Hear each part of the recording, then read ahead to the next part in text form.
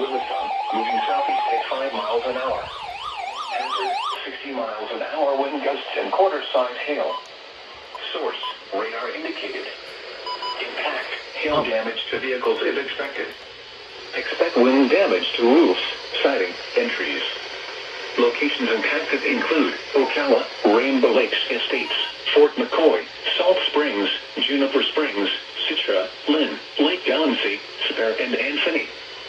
For your protection, move to an interior room on the lowest floor of a building. Prepare immediately for large hail and damaging winds. People outside should move immediately to shelter inside a strong building. Stay away from windows. Repeating, a severe thunderstorm warning has been issued until 3:30 p.m. Eastern Daylight Time for the following county: Marion, Florida.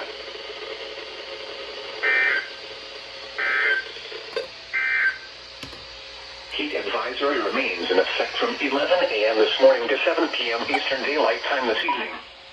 What? Heat index values of 108 to 112 expected. Where? Portions of west central Florida. When? From 11 a.m. to 7 p.m. Eastern Daylight Time Friday. Impacts. Bruh, and not the expire one. Illnesses to occur. The severe thunderstorm warning for south central Marion County has expired.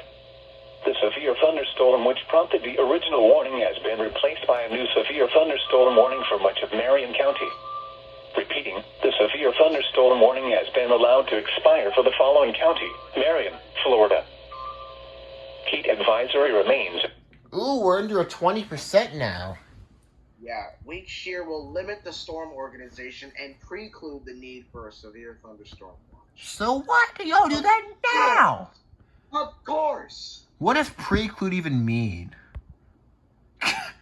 Why? Yeah, what does preclude mean?